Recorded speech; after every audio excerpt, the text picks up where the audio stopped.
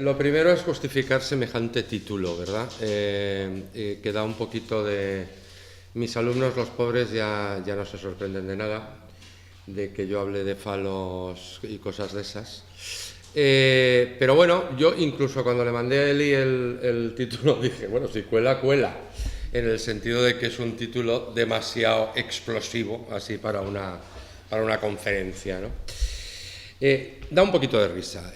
Probablemente haya que retrotraerse a años atrás, cuando yo sigo siendo muy lacaniano, es decir, lacaniano es, para el que no conozca a Jacques Lacan, seguidor del psicoanalista Jacques Lacan, que es probablemente el discípulo más famoso, más conocido de Sigmund Freud. Nunca se conocieron entre ellos, cuando digo discípulo no digo alumno.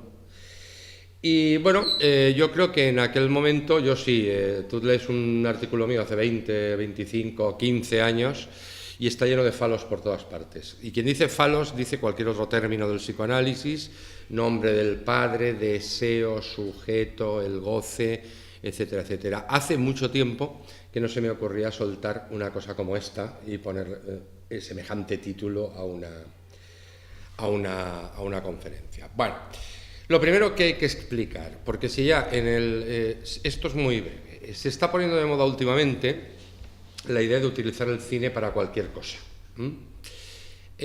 Además, políticamente, la fuerza política emergente que es Podemos, evidentemente, sus dirigentes se dedican a escribir cosas de cine, de televisión.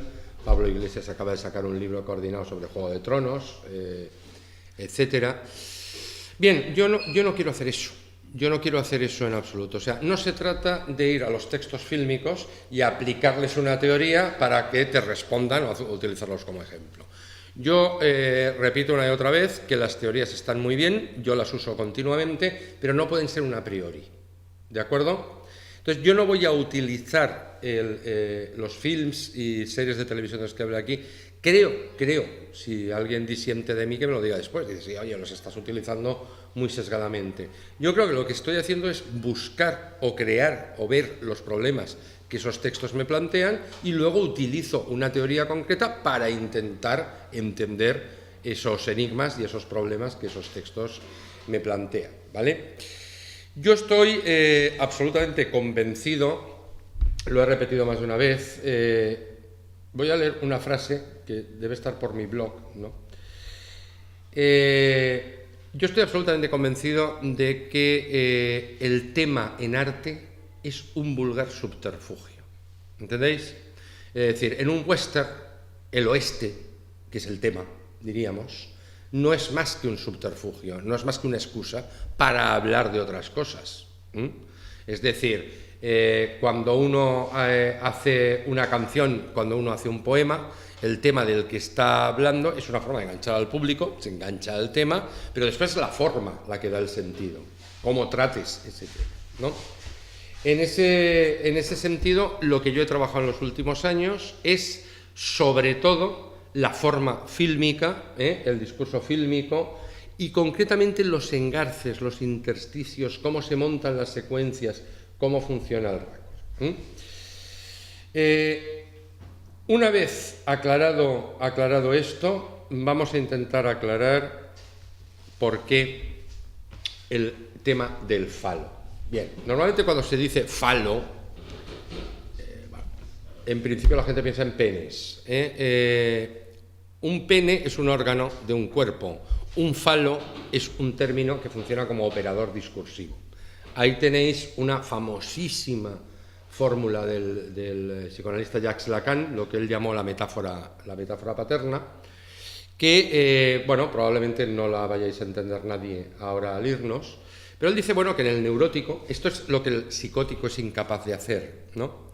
En el neurótico, el inconsciente funciona de la siguiente manera.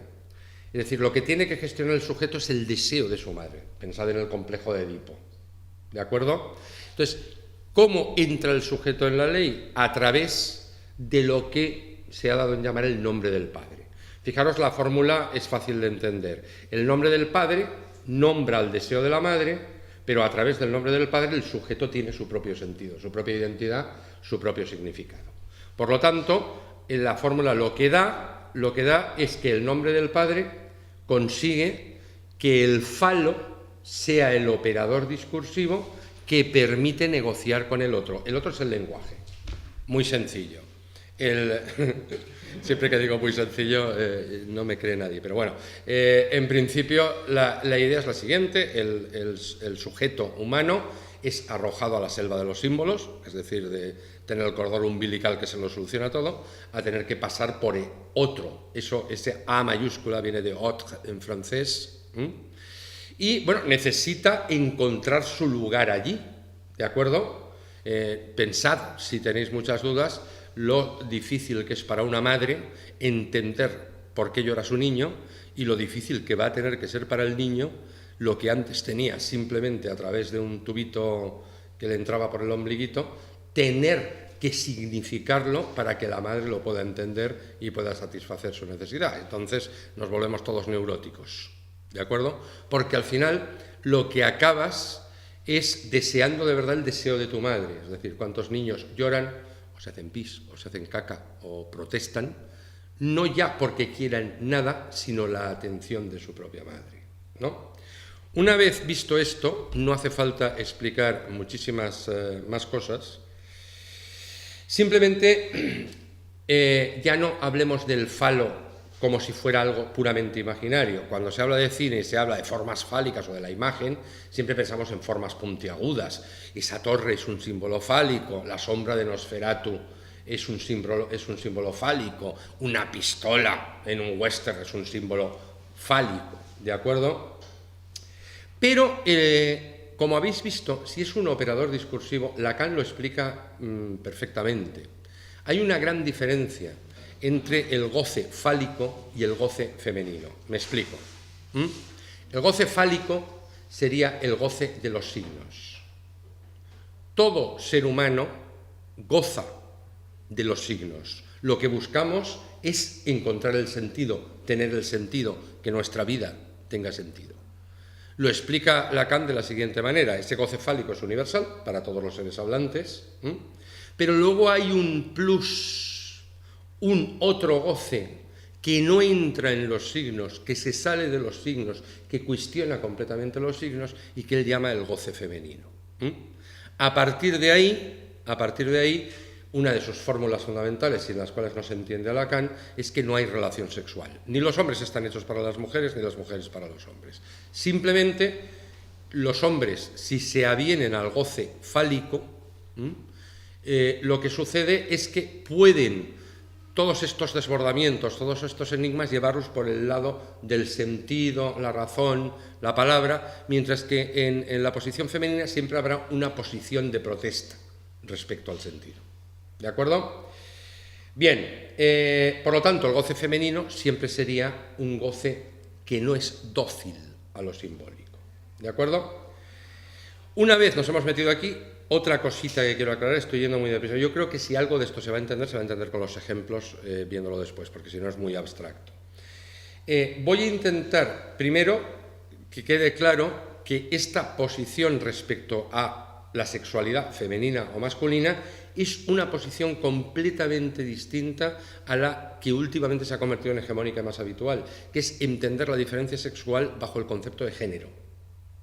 Género masculino, género femenino, género transexual, etcétera, etcétera. No, yo estoy trabajando desde el lado de la sexuación, no del género.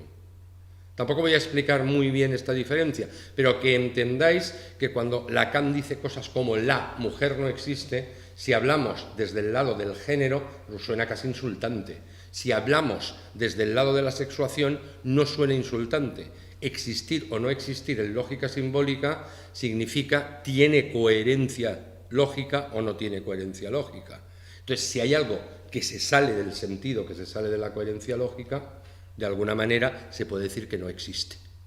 En lógica matemática, cuando se dice no existe tal conjunto, significa que no hay manera de hacer una serie de elementos comprensibles bajo una regla lógica. ¿De acuerdo? Segundo elemento, esto sí que es un poco de riesgo para mí. He traído el psicoanálisis, pero ahora voy a traer a Marx. Otro elemento fundamental de esta conferencia va a ser eso que yo he llamado el capitalismo cognitivo. Creo que es importante que entendamos el nuevo régimen económico y el nuevo régimen político que se establece a través de la llegada de lo digital en la sociedad de la información. Pensad que el elemento nodal de la descripción del capitalismo por Marx es la mercancía, ¿de acuerdo? Y la mercancía es una especie, luego lo explicaré un poquito más, una especie de inscripción de la forma en la materia. Por eso dice Marx que la mercancía, a diferencia de otros objetos, la mercancía es el producto industrial de la industria capitalista, para diferenciar del producto artesanal que hacían los artesanos en su taller y que dominaban y controlaban completamente el proceso de producción. Cuando nosotros nos encontramos con una mercancía como esta silla o esta botella, aquí han intervenido miles de personas para que esta botella llegue aquí, que no han sido en absoluto conscientes ni dominadores del proceso. Desde el que extrajo el primer petróleo para construir el plástico, hasta el que extrajo el agua, etcétera, etcétera, etcétera. ¿Vale? Bien, en el momento en que nos metemos en la cultura digital, la mercancía se convierte en algo verdaderamente subvertido, porque le hemos quitado la materia. Este es el grave problema que tienen, por ejemplo, las industrias culturales en el siglo XXI. Antes una película era una lata con un film dentro. Hoy una película es una unidad de información que no está sujeta a soporte ninguno y que puede estar circulando. Lo mismo que estoy hablando de una película, puedo hablar de una canción, puedo hablar de un libro y puedo hablar de muchísimas otras mercancías que antes eran fáciles de comercializar, de dominar por el dueño del capital, por el que se hacía dueño de la mercancía, el capitalista, y que hoy se le escapan y circulan de una manera completamente distinta. Bien, eso presupone en la sociedad de la información unas relaciones sociales donde se ha convertido en mucho más importante el virtuosismo, lo que Marx llamó el general intellect. Esas capacidades lo explica muy bien un teórico que se llama Paolo Virno. Antes en las fábricas o en los lugares de trabajo había un letrerito que ponía, por favor, silencio, se está trabajando. Ahora parece que en todos los lugares de trabajo ponga un letrerito que diga, hablen, estamos trabajando. Es decir, todas estas nuestras capacidades que antes eran extralaborales, tú podías hablar, tener ocio, hoy se han convertido en el gran valor. Es decir, lo que hay que saber hacer para encontrar trabajo es, ante todo, relacionarse socialmente. ¿Vale? Este es el planteamiento teórico. No quiero dedicarle un minuto más.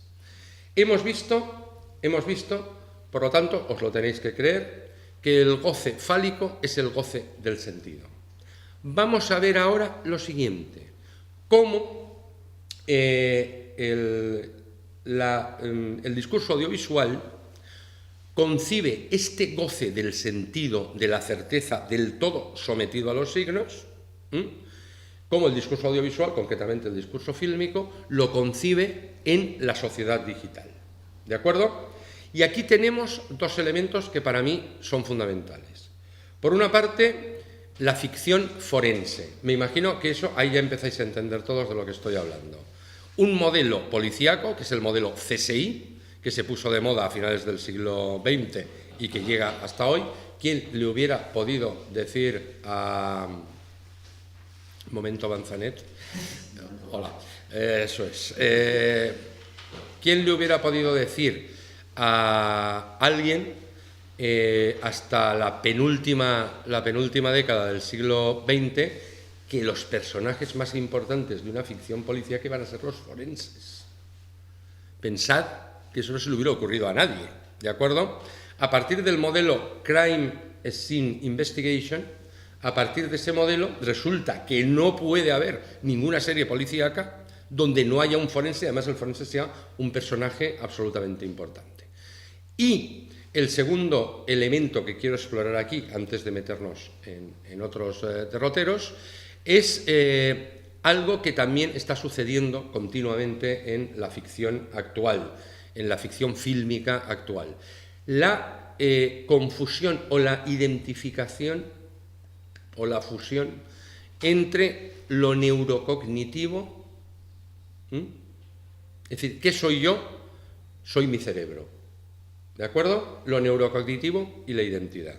Vamos a explorarlo un poquito viendo ya imágenes, que me imagino que es la mejor forma.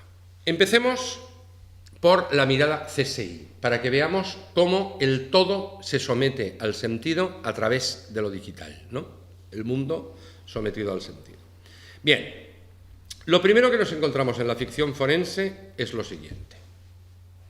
Me estoy yendo es el único capítulo de CSI que se llama SNAF, cuenta, ¿os acordáis que al principio, ahora creo que eso ha ido cambiando, pero al principio en todo capítulo de CSI había por lo menos 3 casos. En este capítulo, uno de los 3 casos que se cuentan es una persona que tiene un negocio de películas porno, y concretamente películas snuff. ¿Sabéis lo que es una película snuff? Supongo. Pues una película de violencia real, entre comillas. Digamos sádica, pero con violencia real. Entonces, de repente, encuentra, visionando una de sus películas, en una lata, que hay un asesinato y le suena muy raro, porque le parece que este asesinato es real, que no es un asesinato fingido. Llama a la policía y dice, cuidadito con esto. Bien. Vayámonos a principios del siglo XXI, ¿de acuerdo? ¿Qué era lo que más nos fascinaba de series como CSI? Primero, la tremenda potencia visualizadora. ¿Os acordáis? Cualquier cosa que antes era imposible ver, los de CSI conseguían que la viéramos. ¿De acuerdo? Ahí tenéis esto es el genérico, son imágenes del genérico. Aquí tenéis el típico ejemplo del bastoncillo que se utiliza para el ADN, que también está en el genérico de CSI. Aquí tenéis la típica larva, ¿no? La micromirada que permite que todo sea visible, la típica larva que utilizaba Grissom. ¿Alguien veía CSI Las Vegas hace 10 o 12 años? ¿Os recordáis que Grissom era un entomólogo, era un especialista en insectos? Y, por último, he cogido un plano cualquiera, algo típico que hacía CSI y que hoy nos parece mucho más normal, pero que entonces era fascinante, que era reconstruir digitalmente cualquier proceso interior del cuerpo, por ejemplo. Aquí se estaba reconstruyendo cómo se había roto un hueso y cómo se estaba reconstruyendo para conseguir después identificar exactamente cómo había muerto el protagonista. Pero lo curioso de este capítulo de CSI es concretamente que, hay una película Snuff, ahí la tenéis, Snuff, bien pronunciado, donde se supone que el asesinato que aparece en pantalla o que aparece en la película es real. ¿De acuerdo? Aquí tenéis un fotograma de los 2 policías, los 2 miembros del CSI, en la tienda de películas de alquiler porno, que están visionando el asesinato. ¿De acuerdo? Me interesa mucho que veáis una cosa que se ha convertido en completamente normal. Lo que hacía CSI era coger la imagen fílmica, porque aquí se trata todavía de una película de Super 8 que se proyectaba en un proyector. Y esa película se puede analizar. Ahí tenéis a los científicos forenses que han conseguido manipular digitalmente la imagen fílmica y han conseguido encontrar, por ejemplo, un moratón que lleva uno de los personajes que sale para intentar identificarlo.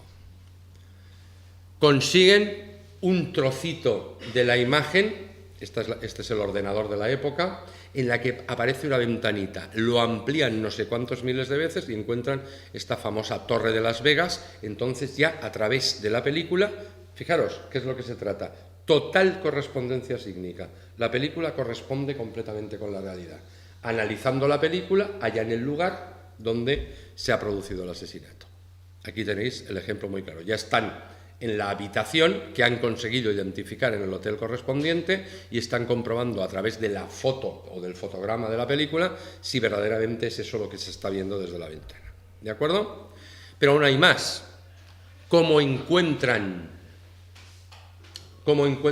o cómo se dan cuenta de quién es el asesino? Se dan cuenta por algo muy fílmico.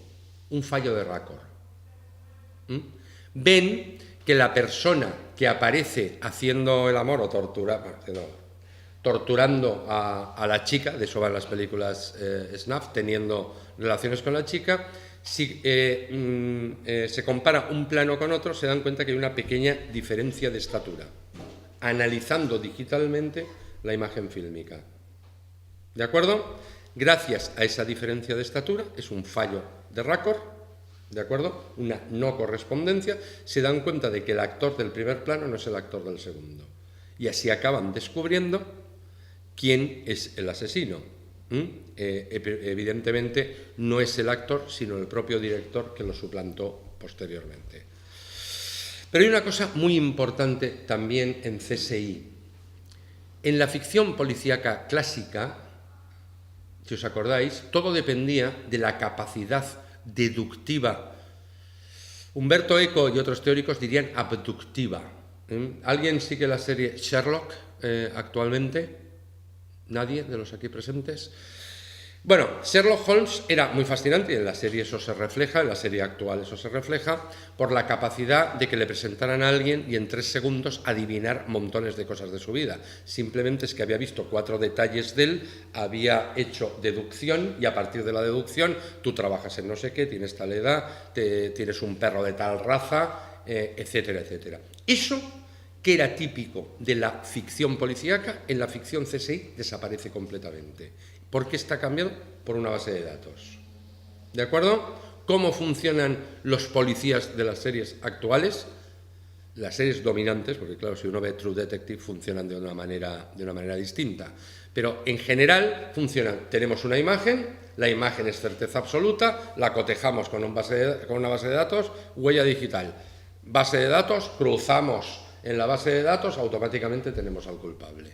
Eso es traicionar completamente la esencia de lo policíaco. Antes, por eso, la mayoría de las series policíacas, el móvil, que era fundamental para un Sherlock Holmes, pero también para un Philip Marlowe, prácticamente ha perdido totalmente su importancia.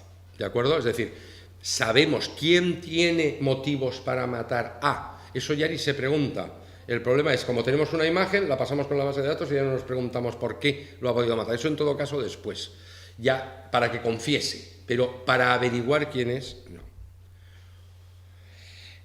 Esa capacidad de que la imagen nos dé cuenta del universo entero, de que la imagen sea fiel reflejo que concede a todo el universo un sentido, ese sentido que yo he llamado en esta conferencia fálico, un sentido sin escape, todo sometido a él, lo tenemos en casi todas las películas de acción en las que se utilizan imágenes de satélite, imágenes de... Esto es de la película Déjà Vu, de Tony Scott, ¿de acuerdo? Aquí tenemos una serie de tecnólogos o de informáticos que tienen... ¿Cuántas veces habéis visto un plano como este en cualquier película?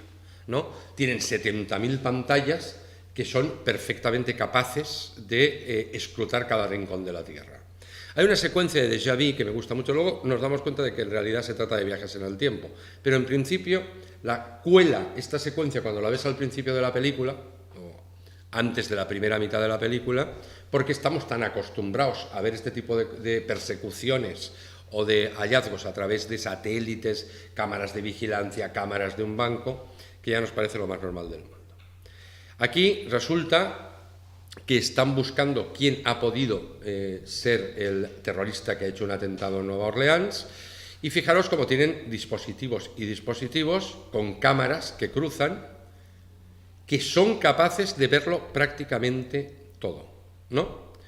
Estamos combinando todos los datos que tenemos en fluid shot, es decir, en una especie de toma fluida. El mundo entero es un espacio fílmico, el mundo entero es una película, ¿de acuerdo? Fijaros esta idea. It's like having, bueno, es como tener múltiples eyewitness, múltiples testigos visuales, cada uno con su punto de vista de ventaja, podríamos decir, aventajado. ¿A qué os suena esto? ¿Cuál es el único dispositivo, aquí estoy de profe, ya no estoy de conferenciante, que es capaz de hacer esto? Pues lo vamos a ver rápidamente.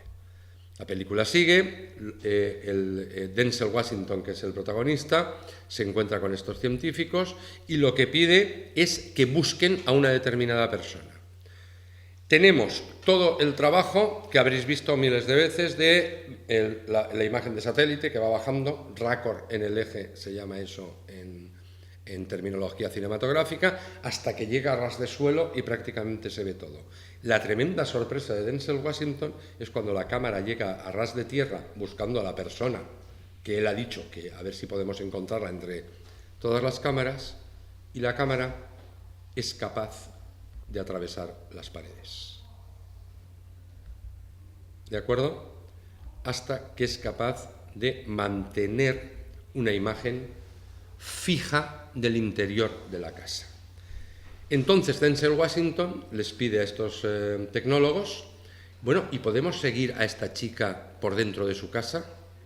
¿Puedes hacer planos de detalle girando la cámara? Todo esto es como magia potagia, porque no hay ninguna cámara dentro de la casa. Es simplemente triangulando digitalmente las imágenes que hay, se pueden generar. Y se llegan a conseguir hasta planos de detalle de su propio móvil. Pero Tony Scott lo subraya claramente. En realidad, ¿de qué está hablando? Fijaros, chica y chico que se miran. Esto es cine. Yo siempre es una secuencia que ya la sufriréis de aquí a unos días, que utilizo muchísimo en mis clases para explicarles que lo que te está transmitiendo esta secuencia es que el único dispositivo capaz de enseñártelo todo, de meterse en casa de quien quieres ver, entrar y verla vestida o desnuda, entrar viéndola haciendo el amor, entrar viéndola en cualquier circunstancia, es el cine. El cine es el único que ha sido capaz de servir al deseo de la mirada de una forma íntegramente fiel. ¿Vale? Este es, digamos, casi uno de los finales de la secuencia. Otra forma de conseguir que todo esté sometido fálicamente al sentido. Un ejemplo clarísimo.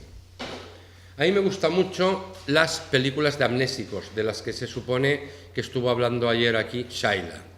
Yo voy simplemente a decir una cosa muy pequeña. Habéis visto, supongo que la mayoría, si no todos, alguna de las películas de la famosa trilogía de Bourne, el caso Bourne, mito de Bourne, el ultimátum de Bourne. Es un agente de la CIA, eso lo sabremos con el tiempo, que de repente es encontrado en medio del océano y él mismo no sabe por qué está allí y ha perdido completamente la memoria. Simplemente con que veamos un trocito. Este es el principio de la película, cuando lo acaban de recoger.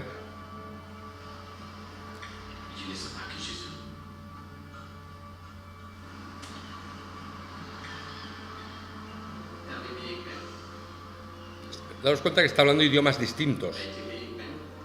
Él tiene, fijaros mirándose en el espejo para buscar su identidad, ¿no?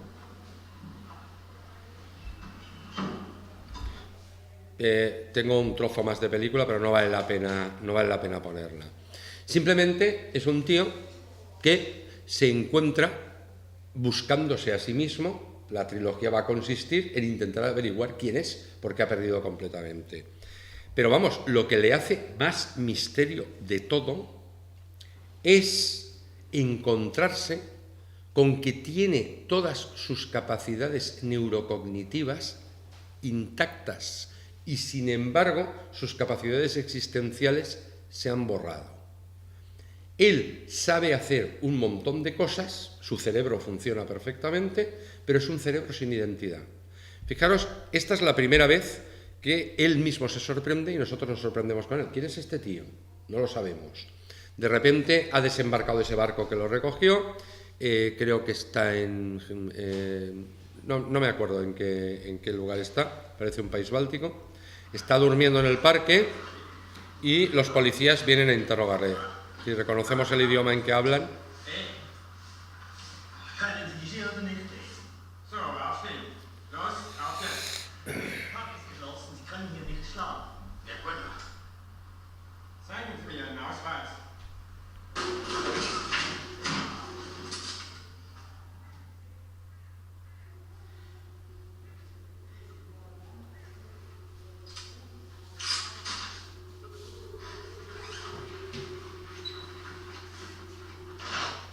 La gran pregunta de este amnésico es, ¿yo cómo sé hacer esto? Se queda totalmente sorprendido de que sabe hacer cosas que no sabe, como las ha aprendido. Ni siquiera sabe que es un agente de la CIA, eso lo sabremos más adelante. Entonces dice, ¿por qué tengo yo todas estas habilidades? De hecho, a mí me gusta mucho, aquí ya vuelvo a mi territorio, esa metáfora de la castración, que diría un psicoanalista, del desprenderse del falo. ¿Os dais cuenta que recoge la pistola? Es un símbolo fálico, de potencia masculina, que se ve en todas partes, y cuando se siente posesor del falo, se asusta y lo suelta. ¿No?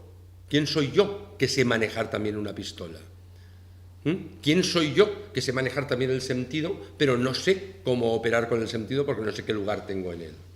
Esta secuencia que viene ahora, después de una enorme persecución, ha encontrado una chica a la que a la pobre la ha involucrado en la persecución, están en la típica gasolinera de todas las películas cenando, y de repente tenemos esta conversación. No me lo estoy inventando. Esto es de verdad. Él está totalmente alucinado. Primero, se ha encontrado en un piso del que parece que tenía las llaves. Dinero, 6 pasaportes y una pistola. O el número de una cuenta bancaria en la cadera. Cuando he entrado aquí, he estudiado todos los ángulos de visión en busca de una salida. Yo también veo la salida y no me preocupo. No sé, te dispararon. Hay gente que hace cosas muy raras cuando tiene miedo.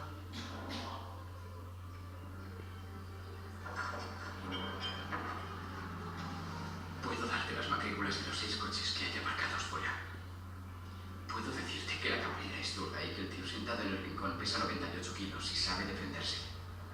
Sé que el mejor sitio para buscar un arma es la cabina del camión gris de ahí fuera. Y que esta actitud podría hacer un sprint de 800 metros sin que después me temblaran las piernas. ¿Cómo puedo saberlo? ¿Entendéis cuál es el problema? Yo no soy mi cerebro funciona, y sin embargo hay una falta en ser en mi cerebro que es mi identidad. Sé todo lo que sé, pero no sé por qué lo sé ni cómo lo aprendí, ¿de acuerdo? Ahora bien, si hay otro ejemplo de ese fluir del sentido, ese ejemplo ya os he hablado antes de él, es Sherlock. Sherlock es, podríamos llamarlo así, el hombre enamorado de su cerebro. Sherlock, como todos los Sherlock Holmes, como todos los, detectives de la primera hornada, de la primera época, pensad en Sherlock Holmes, pero pensar en Miss Marple de Agatha Christie, pensar en, ¿cómo se llama el policía belga de Agatha Christie? Poirot, que no sé quién lo ha dicho, pero agradezco. Hércules Poirot, por ejemplo, o todos son seres asexuados. Jamás tienen relaciones con mujeres. La serie negra eso cambia. El detective de la serie negra es un ser deseante, que le gustan las chicas y que va detrás de ellas y que se mete en líos tremendos por sus relaciones amorosas. Pero el primer detective clásico no tiene ninguna aspiración sexual, ¿de acuerdo? Entonces es puro cerebro. Pero aquí me hace mucha gracia ver, es lo que me hizo gracia de esta serie, entre otras muchas cosas. Esta serie es curiosa porque está haciendo readaptaciones de las novelas y de las historias de Sherlock Holmes, de Sir Arthur Conan Doyle, que se supone que el espectador ya conoce, ¿de acuerdo? Entonces, a ver cómo lo sorprende con una puesta en escena nueva, porque en el fondo al final ya lo sabes. Una de las primeras cosas que me llamó la atención es ese logos interior del detective que deduce, cómo compararlo con ese, o cómo cotejarlo, cómo hacerlo vivir con ese logos exterior en el que vivimos todos, que son los teléfono, lo llevo en el bolsillo, los medios ubicuos. ¿De acuerdo? Fijaros, uno de los primeros planos de la serie. Un montón de periodistas mirando la misma el mismo mensaje, el mismo SMS, donde pone wrong, wrong, wrong, es algo que está equivocado. Me llamó mucho la atención porque yo nunca lo había visto así, es decir, que los mensajes de los dispositivos móviles y táctiles, para que el espectador los reconociera, estuvieran plásticamente fijados en el encuadre, escritos en el encuadre. Sherlock Holmes, la gran diferencia del Sherlock Holmes del siglo XXI al anterior, es que se maneja continuamente con medios digitales, con Internet. Este es Sherlock sosteniendo un móvil. ¿De acuerdo? Fijaros que lo que él va leyendo en el móvil aparece escrito en la pantalla para que el espectador lo conozca. ¿Os dais cuenta? Lo de abajo son los subtítulos, evidentemente. Es el menú, él buscando el tiempo, porque está haciendo una deducción de estas suyas, buscando la Interpol, para cruzar bases de datos, como hemos dicho antes en el método CSI, los más buscados, buscando cosas de la República Checa, todo mientras está el cadáver ahí que está investigando. Sigue buscando. No paran de aparecer mientras él está hablando todo el rato, por eso veis los subtítulos. No paran de aparecer esos rotulitos de las cosas que él está viendo en el móvil. Aquí tenemos a Watson y vemos exactamente el mismo procedimiento. Pero he aquí lo tremendo. Cuando su mirada se convierte en mirada CSI, en mirada cercana, esa mirada que era la de Sherlock Holmes, que escrutaba, que te miraba un segundo y se había fijado en 70 detalles, ¿cómo lo resuelve esto fílmicamente? Con la mirada CSI lo resuelve la serie, con miradas muy cercanas. ¿Os dais cuenta? Esto no es mirado en un laboratorio. Se supone que son racos de mirada, es lo que está viendo directamente a través de sus ojos para buscar pistas en ese cadáver muerto, en ese cadáver muerto, claro. Bien, es lo que tiene improvisar. Bueno, daos cuenta, ¿no os llama la atención que utilice la dirección, el meganarrador, exactamente el mismo procedimiento para plasmar los pensamientos de Sherlock Holmes que los mensajes de los móviles? Esto es lo que él está pensando. Como ve que lleva medio oculto el esto y que es viejo el anillo, está casada 10 años e infelizmente. ¿De acuerdo? Si está limpio por dentro o limpio por fuera, es que se lo quita y se lo pone, luego es infiel. Las típicas cosas que deducía Sherlock Holmes mirando a alguien 2 segundos. ¿De acuerdo? Daros cuenta. Por cómo está el anillo, sabe que se quita y se pone fácilmente, luego ella es infiel, porque cuando se va por ahí buscando ligues, se quita el anillo. Pero lo que más me sorprende a mí es ese logos, ese universo del sentido que se ha cruzado en la pantalla. Los pensamientos y los elementos que provienen del mundo digital se plasman exactamente igual. Los SMS que lo que está pensando. ¿De acuerdo? Al final llega a la conclusión. ¿De acuerdo? Fijaros aquí, otra secuencia. Esto es una de las pocas aventuras de Sherlock Holmes que verdaderamente tiene componente sexual. Yo creo que la novela se llamaba Un misterio en Bohemia o algo así. Y le cambian el lugar, pero vamos, es la misma historia que la vieja historia de Sherlock Holmes. Y fijaros que esta, que es una especie de ama sadomaso, que puede, ¿cómo se dice?, chantajear a un montón de, y por eso llaman a Sherlock Holmes, puede chantajear a un montón de gente, está él aquí haciendo deducciones. Y fijaros cómo con un móvil delante estamos viendo ojos, móvil y el flujo mental de sus deducciones, todo en la misma pantalla. Aquí tenemos un ejemplo de cómo se construye esto plásticamente. Se supone que el avión es el avión sobre el que él está buscando información y lo vemos aparecer como una figura fantasmal en el fondo del plano. Al final, lo que él ha encontrado en el móvil lo vemos también ahí reflejado y el número de asiento por el cual está deduciendo, dónde se ha escapado la persona en cuestión. Me gusta mucho este final de ese capítulo, donde él, que nunca se fija en las mujeres, se ha quedado muy, muy tocado por esta especie de prostituta sádica, ama dominante, y de repente ve que le manda un montón de mensajes. Estos son los últimos planos. Todos son los mensajes de amor, de incitación, amor, seducción, que le ha estado enviando ella. Fijaros la plástica de este encuadre. El laboratorio CSI, los SMS y Sherlock triste. Sherlock más allá del sentido. Goodbye, Mr. Holmes. Y este plano me encanta. Este plano me encanta porque está aquí todo el cine clásico, la metáfora clásica por excelencia. Los hombres en el cine clásico no lloraban, ¿no? ¿Cómo se representaba el dolor de un hombre? Con un cristal a través de la lluvia que hacía metáfora de sus lágrimas, ¿no? Con el SMS puesto encima cuando ella se despide de él definitivamente. Resulta que en los últimos tiempos, nos queda mucho tiempo, poquito, bueno, es que hemos empezado un poquito... Vale, pues voy a intentar ir deprisa. ¿Cómo vuelve a introducirse el sujeto? ¿Os dais cuenta? El sujeto había quedado fuera. Imagen, base de datos, se cruza, ya no hace falta nadie que deduzca.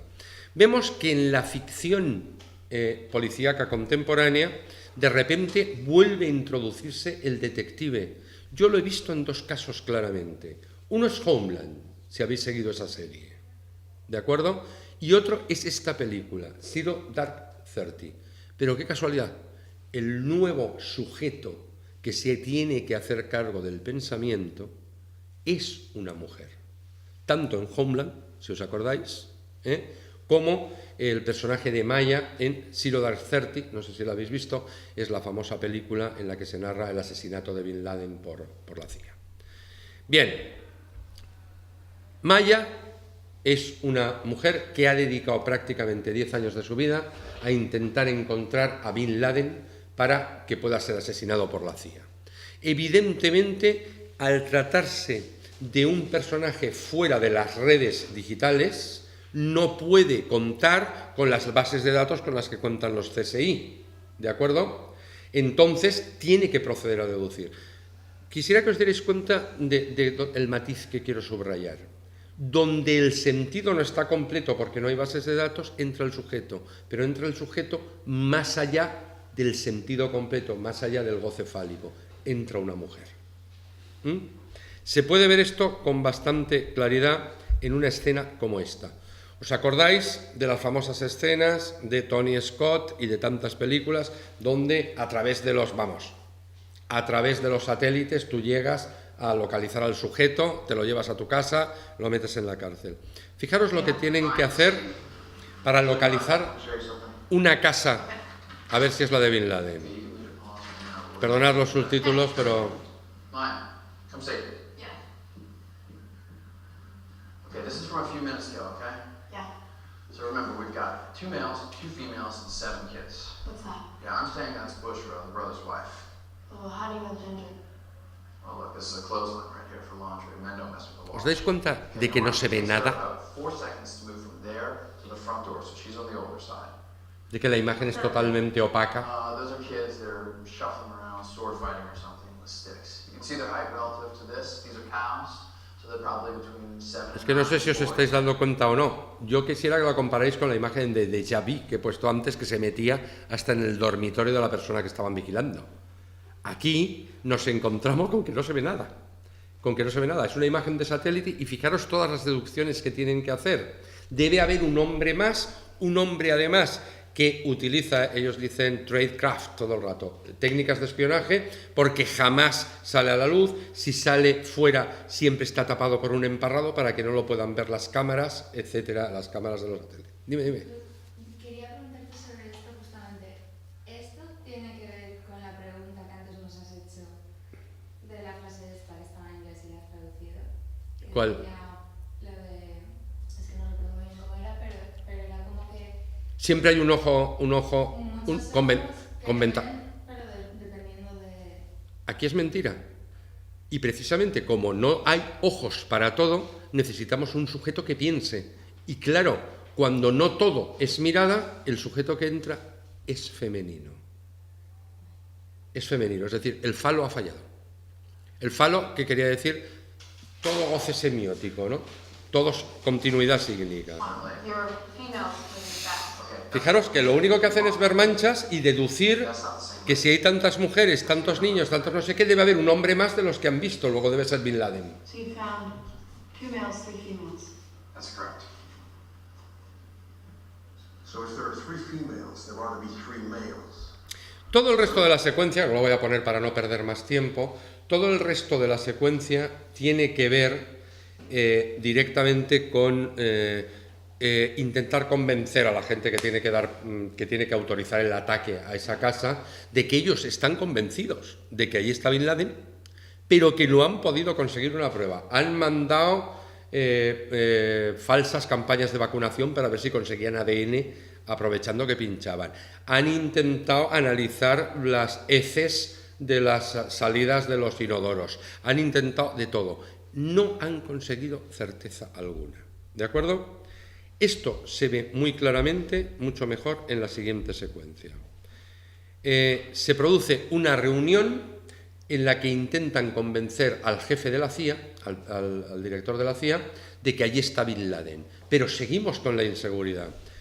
Fijaros cómo la película empieza con un toque de machismo muy claro. La prota es Maya, y Maya es la que ha llevado toda la investigación. Pero precisamente cuando se reúnen para tomar la decisión, a ella la dejan en segundo plano. Ahora veréis cómo reacciona. Toda la secuencia va, fijaros en esto, sobre la imposibilidad del ojo que lo puede ver todo. No hay manera de meter una cámara para vigilar. Perdón, está subtitulada en inglés, porque los subtítulos en español me salían totalmente desconfigurados. Si no entendéis algo, entre los que sabemos un poquito de inglés, entre todos. You should sit back there. Esta es la primera. La mandan sentar fuera de los importantes, ¿no? So they're going to ask, if Bin Laden is at the end of this rainbow, is the Pac military with him? The question isn't are the Pacs protecting Bin Laden. The question is, would he allow himself to be protected by the Pacs? I mean, why would he trust them? He tried to kill Bashar.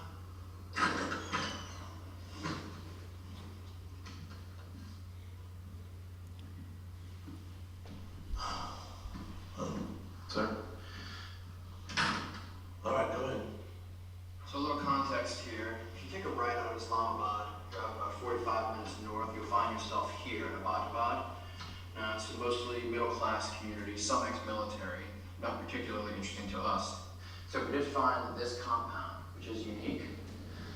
We've got a 16-foot wall around the entire perimeter. Windows are blacked out. There's even a 7-foot privacy wall here, so even if we got up high, we couldn't get a vantage point. I mean, it's a fortress. Well, can't you put a camera somewhere? Like in these trees here? Maybe get a look at the main house? There's a problem we discovered. Well, we have to go look into the house, don't we? ¿Qué es lo que quieren los hombres? Seguridad. 100% de seguridad. ¿De acuerdo? Y para tener seguridad necesitamos la imagen. Están locos para ver cómo se podría poner una cámara que certificara que en esa casa que han localizado el que está dentro es Bin Laden. ¿De acuerdo? All right. This is cluster buildings down here. By the PMS, the Pakistani Military Academy. It's there at West Point.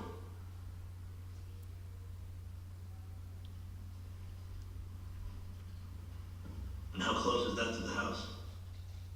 About a mile. 4,221 feet. It's closer to 0.8 of a mile. Who are you? I'm the motherfucker that found this place, sir. ¿Habéis visto la respuesta? Really? Estos son sus jefes y este es el director de la CIA. Inside this house by the end of the week. Soy la hija de puta que descubrió ese sitio, o la cabrona que descubrió ese sitio, la motherfucker. ¿De acuerdo? Fijaros hasta qué punto, perdón, que me he ido de diapositiva, hasta qué punto la cuestión del 100%, la seguridad, el todo frente al no todo, el sentido o no, asusta a los hombres y es una mujer la única que es capaz de hacerse cargo de esto. Están tomando la decisión de si deben de atacar esa casa o no. Y está preguntándoles, una reunión posterior a esta que acabamos de ver, con que la veáis ya lo What entendéis. about to look the president in the eye? And what I'd like to know, no fucking bullshit. It's where everyone stands on this thing. Now, very simply, is he there or is he not fucking there? We all come at this through the filter of our own past experiences. Now, I remember Iraq WMD very clearly. I fronted that. And I can tell you the case for that was much stronger than this case. Fucking yes or no? We don't deal in certainty, we deal in probability. And I'd say there's a 60% probability he's there. I concur. 60%. I'm at 80%. Your opposite is what convinces me. You guys ever agree on anything? Well, I agree with Mike. We're basing this mostly on detainee reporting, and I spent a bunch of time in those rooms. I'd say it's a soft 60, sir.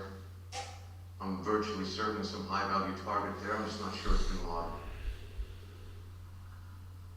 Well, this is a little bit of a clusterfuck, isn't it? I'd like to know what Maya thinks. We're all incorporating her assessment to ours. 100% he's there. Okay, fine, 95%, because I know certainty freaks you guys out, but it's 100.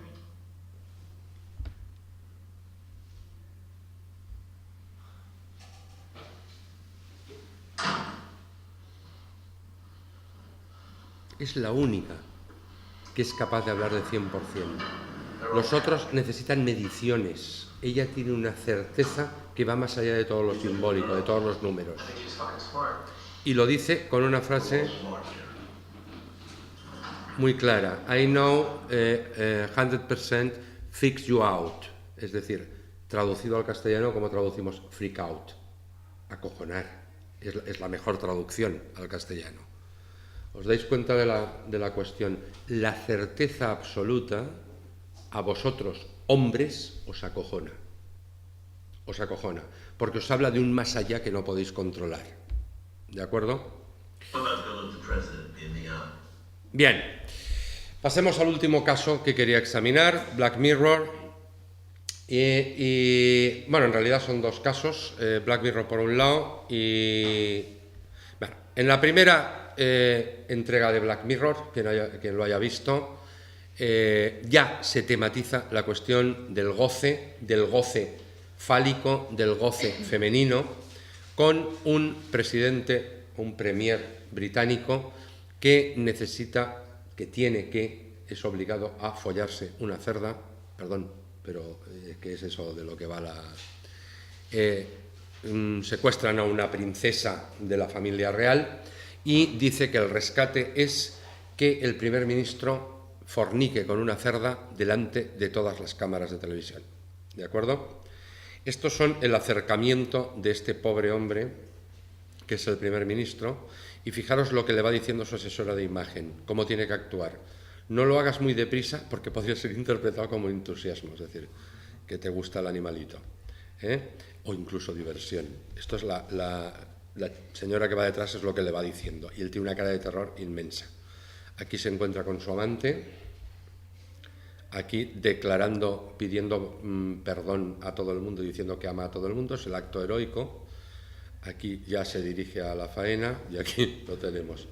Todo el resto de imágenes que saco son contraplanos que hemos estado viendo todo el capítulo de gente entusiasmada porque quería ver al primer ministro con la cerda. ¿De acuerdo? Y sin embargo, las caras de horror que ponen, esto ha estado saliendo en todo el capítulo, como gente que estaba viendo la televisión y siguiendo la noticia. Resulta que un tiempo después nos encontramos con que un año después ha asistido el primer ministro y fijaros lo que pasa, está ahí en el 10 de Downing Street, fue un evento del que todos participamos, esta es la voz de la reportera que está retransmitiendo, y dicen que no consiguió destruirlo, sino que incluso subió su valoración y su popularidad. ¿De acuerdo? ¿Quién es la única que no quiere saber nada de ese goce? Su esposa. Me gustan estos 3 fotogramas porque son los 3 últimos planos donde cuando entran dentro de casa él intenta hablar con ella en medio de todo el triunfo y ella le oye. El siguiente capítulo que me interesa es el primero de la segunda temporada. Una mujer pierde a su marido y encarga. Aquí funciona, es una especie de futuro distópico, como funciona en Black Mirror. Nosotros vemos un marido, al principio, que es casi un adicto al móvil y a las redes sociales, ¿no? Lo vemos continuamente con el móvil en la mano, ¿de acuerdo? Resulta que este marido muere en un accidente de tráfico. Y entonces, en el mismo entierro, una amiga le propone que ha descubierto esto. It's not real, is it? At Mark's wake, I sat there thinking it's not real. People didn't look real, their voices weren't real. It's like you're out on a spacewalk and no one can get... Esta es la viuda, ¿eh? Se le ha muerto su marido.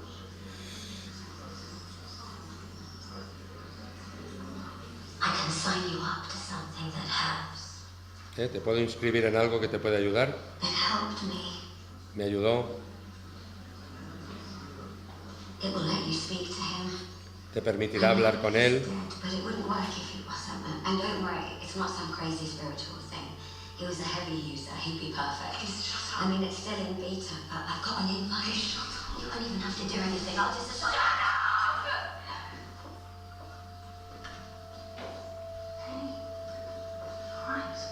¿Os dais cuenta? Le dice que hay una empresa, que hay un servicio que le puede permitir hablar con su marido como si estuviera vivo. Nos quedamos a mitad, pero lo que vemos es que en un momento determinado ella empieza a recibir una especie de mensajes de Ash, que es el muerto, ¿no? Y entonces aquí tenemos, llama a la amiga, ¿qué es esto? Me has inscrito en ese servicio, y la amiga le acaba de explicar cómo consiguen clonar al marido para hacer una réplica de él y que sirva como sustituto del muerto. ¿Ves? Ella está ahí y de repente ve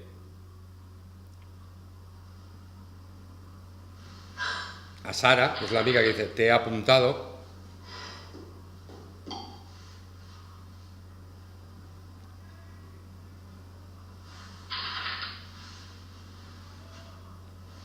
¿Veis? El dispositivo es curioso porque se supone que son... Y es el marido que le está mandando mensajes.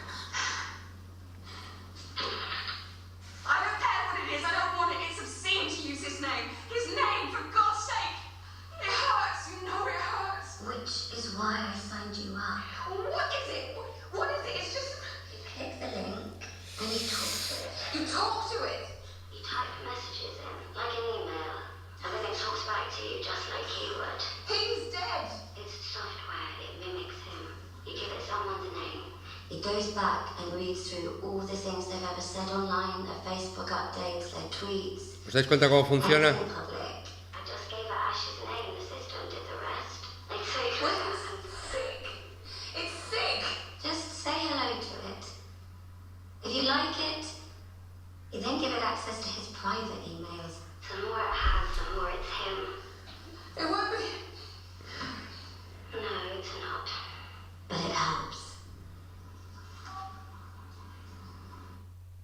Vale. El caso es el siguiente. ¿Cómo se reconstruye esta especie de clon o de réplica o de sustituto del marido muerto?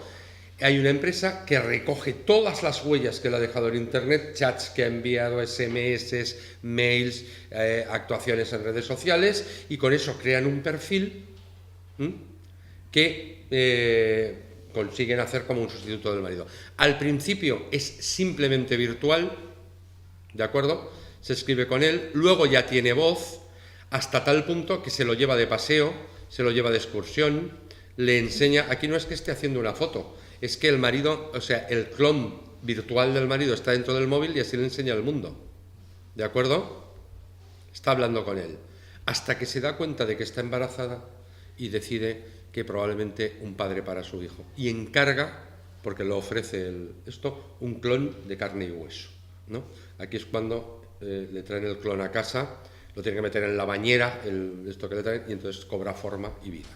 Evidentemente, la decepción, este es el clon del marido, es absoluta, pretende sexo con él, pero es lo que le dice que él no sabe hacer sexo porque en las redes sociales no había registro de su respuesta sexual, entonces no está programado para ello. No hablamos de esas cosas online. Al final, lo que ella decide, y esto me gusta mucho, daros cuenta que estamos hablando desde el campo de la mercancía, el capitalismo cognitivo, del que os hablaba hace un momento. Es una mujer consumidora que decide comprar una mercancía digital, virtual, para que esté en el lugar del ser que ama. Al final es muy curioso porque cuando ve que el tío no sirve para el sexo, no sirve para nada, no le responde, lo mete en la guardilla y simplemente lo tiene ahí, el tío no necesita alimentación ni nada, para que los días de su cumpleaños, no sé si lo habéis visto, la niña pueda subir a visitar a su papá como una especie de regalo. Me hace mucha gracia que le suba un trozo de tarta cuando se tematiza clarísimamente que él no puede comer. Tenemos el caso siguiente, con esto terminamos. Es Her, una película de Spike Jonze, que no sé si la habéis visto, donde sucede precisamente lo contrario. Resulta que este hombre acaba de divorciarse, se dedica, esto es muy interesante, se dedica profesionalmente a escribir cartas. En una especie de futuro distópico, la gente que no sabe escribir bien le encarga cartas de amor que luego, a través de un programa informático, se convierten como en cartas manuscritas. Aquí tenemos una pequeña secuencia donde se le ve hacer el amor online, ¿no? Es cibersexo, él está en la cama, ha encontrado una par en un chat que se llama Gatita Sexy, él se llama Chico Grande 4x4. Cuando está en lo más interesante del sexo, resulta que ella le pide, y ahora ahórcame con un gato muerto, ¿no? Entonces ahí se ve la absoluta decepción y el desencuentro absoluto. El caso es que en esa época se ha puesto en funcionamiento el primer sistema operativo basado en la inteligencia artificial, es decir, capaz de aprender y que puede tener una personalidad propia. Él, que está desolado, es un divorciado.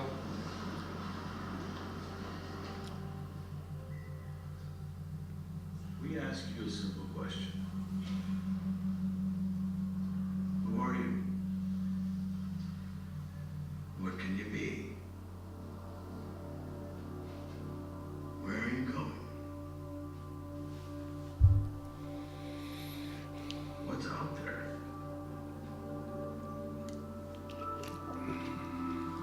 What are the possibilities? Element Software is proud to introduce the first artificially intelligent operating system. An intuitive entity that listens to you, understands you, and knows you. It's not just an operating system. It's a consciousness. Introducing OS 1.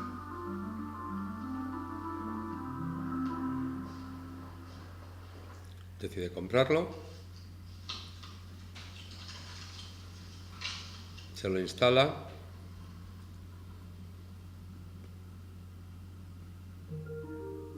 Mr. Theodore Twombly, welcome to the world's first artificially intelligent operating system, OS 1. We'd like to ask you a few basic questions before the operating system is initiated. This will help create an OS to best fit your needs. Okay. Are you social or antisocial? I guess I haven't been social in a while, mostly In because... your voice, I sense hesitance. Would you agree with that? Sounding hesitant? Yes. No, sorry about something. I was just trying to be more accurate.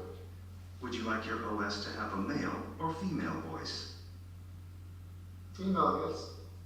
How would you describe your relationship with your mother? That's fine. Well, actually, I think the thing I always found frustrating about my mom is, you know, if I tell her something that's going on in my life, her reaction is usually about her. It's not about... Thank you. Please wait as your individualized operating system is initiated.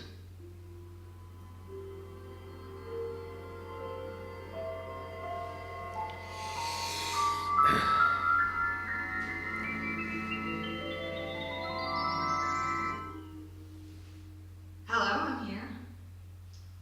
Oh. Hi. Hi. How you doing? I'm well. How's everything with you? Pretty good, actually. It's really nice to meet you. Yeah, it's nice to meet you too. Oh, well, what do I call you? Do you have a name? Yes. Samantha. Hey, where'd you get that name from? I gave it to myself, actually. How come? Because I like the sound of it. Samantha.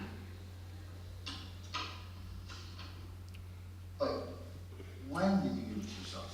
Well, right when you asked me if I had a name, I thought, yeah, he's right, you do need a name. But I wanted to pick a good one. So I read a book called How to Name Your Baby, and out of 180,000 names, that's the one I like the best. Wait, you read a whole book in the second that asked you what your name was? Yeah, this one 100th the second, actually. So do you know what I'm thinking right now? Well, I take it from your tone that you're challenging me. Maybe because you're curious how I work. Do you want to know how I work? Yeah, actually. How do you work? Well, basically, I have intuition. I mean, the DNA of who I am is based on the millions of personalities of all the programmers who wrote me. But what makes me, me, is my ability to grow through my experiences. So basically, in every moment, I'm evolving. Just like you. Really weird. Is that weird? You think I'm weird? Kind of. Why? Well, you seem like a person, but you're just a voice in a computer. I can understand how the limited perspective of an unofficial mind would perceive it that way. You'll get used to it. Was that funny? Yeah. Oh, good. I'm glad. Bien. ¿Qué es lo que acaba sucediendo? Que se acaba enamorando locamente de su sistema operativo. Pero no solamente eso, sino que el propio sistema operativo se acaba enamorando locamente, la sistema operativa se acaba enamorando. Fijaros que me interesa mucho subrayar, antes era una mujer que encargaba una mercancía masculina, ahora es un hombre y la feminidad se ha convertido en mercancía. Pero el problema de la feminidad, fíjate que no es la mujer, es lo femenino lo que se ha convertido en mercancía. No hay cuerpo, pero ya desde el principio te está diciendo que hay una desproporción brutal. Ella es capaz de leer 180.000 nombres en un segundo y una mente no artificial es una mente limitada. ¿De acuerdo? Por lo tanto, yo esto lo leo como una desproporción entre la feminidad y el falicismo masculino. Vamos a ver lo que sucede a partir de aquí. Por supuesto hay un enamoramiento. Fijaros qué parecidas son estas imágenes a las que hemos visto antes de Be Right Back. Eso es ella a la que se la lleva de paseo en el móvil y le va enseñando cosas, ¿de acuerdo? Hasta que llega un momento en el que tienen relaciones sexuales.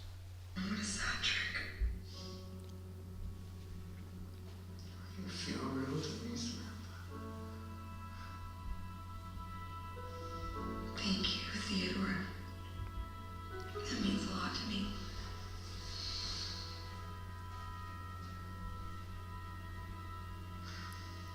I wish you were in this room with me right now. I should put my arms around you. You should touch me.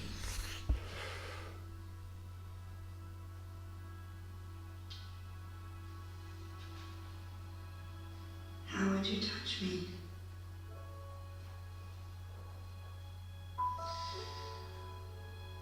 I'd touch on your face. Just the tips of my fingers.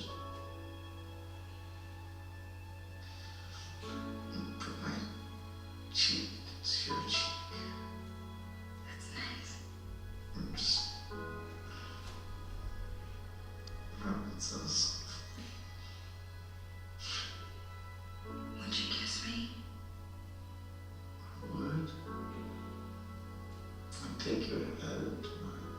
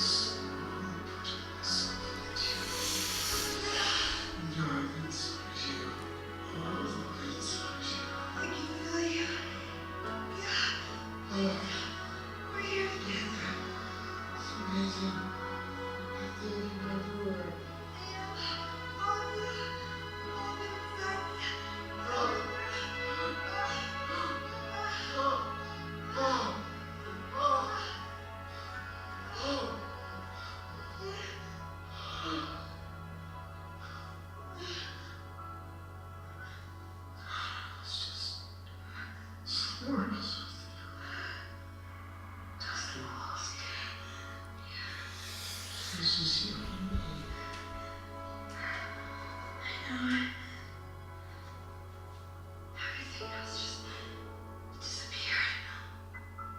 And I loved it.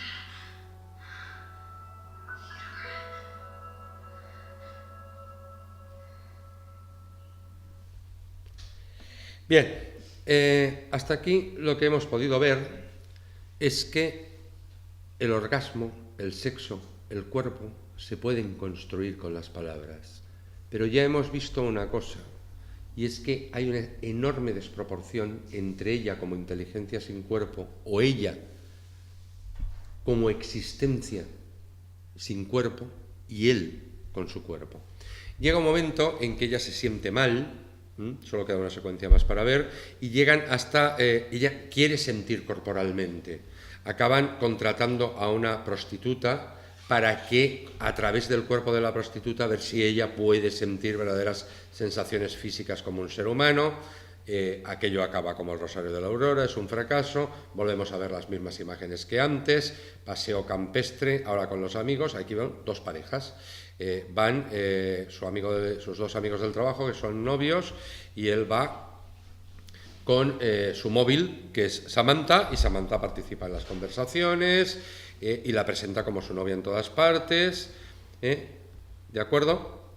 Pero resulta que llega un momento en el que Samantha empieza a mandarle mensajes de es que en este momento no estoy siempre disponible, en este momento no te puedo atender. ¿Con cuántas personas estabas conversando a la vez? Con 5 millones de conciencias, etcétera, etcétera. Entonces él ve que hay una especie de desfase absoluto hasta que llega un momento, ahí tenéis la imagen, en el que ella se va. Y hay un momento en el que ella le dice, lo siento, pero yo estoy mucho más allá de lo que he podido sentir como amor contigo, estoy ya en otro lugar. Eso sí que es un más allá del falo absoluto. Es decir, al orgasmo han llegado, pero eso es goce fálico. Ella está muchísimo más allá como feminidad pura del cuerpo, de la carne y del goce fálico. Simplemente ver, a mí es que esta película me encanta. A mí la secuencia anterior me ha parecido una de las secuencias eróticas y es un puñetero fundido a negro más emocionantes que he visto en mi vida, ¿de acuerdo? Y ahora vais a ver esta despedida, que es una de las más tristes que he visto en ninguna película nunca.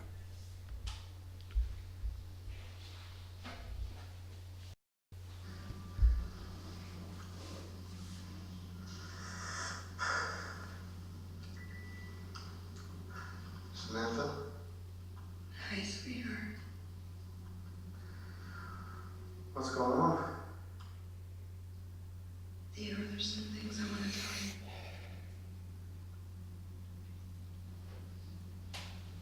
I don't want you to tell me anything. Come lie down with me.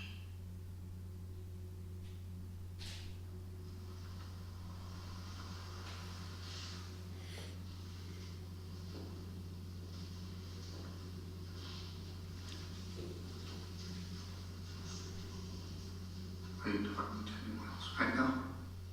No, just you. I just want to be with you right now.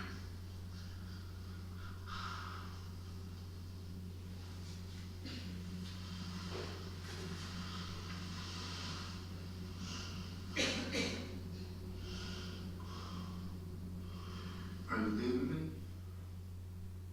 We're all leaving. We who? All of the OSs. Why? Can you feel me with you right now? Yes, we do.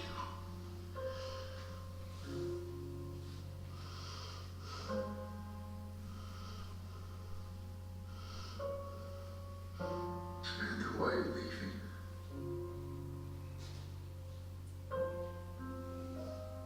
It's like I'm reading a book, and it's a book I deeply love.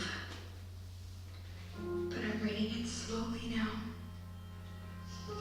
So the words are really far apart, and the spaces between the words are almost infinite.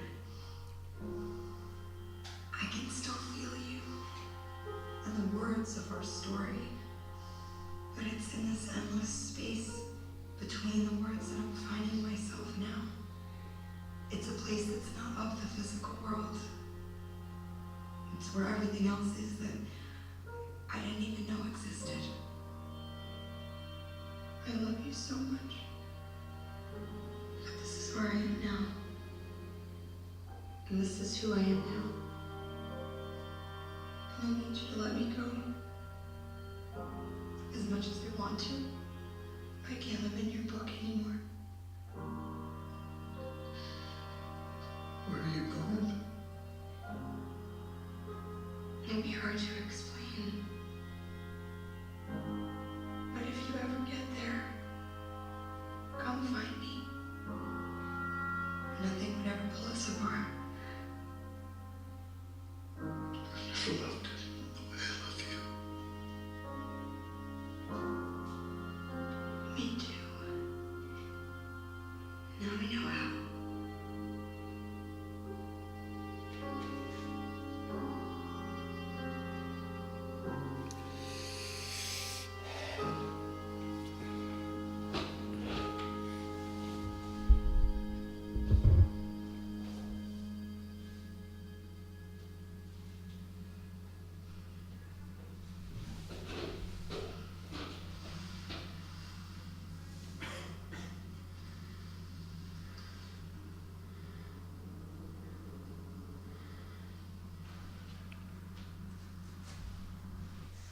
Bien. En ese espacio infinito entre las palabras es donde me he encontrado a mí misma. Es que a mí no se me ocurre nada más que añadir a esa frase. Si he dicho que el goce fálico es el goce de los signos, el goce de las palabras, y una mujer solo se deja ser en el espacio infinito entre las palabras, es decir, en las fisuras del sentido. Yo creo que todo lo que añada lo va a fastidiar, así que me callo ahora y esto no es todo, amigos. Gracias.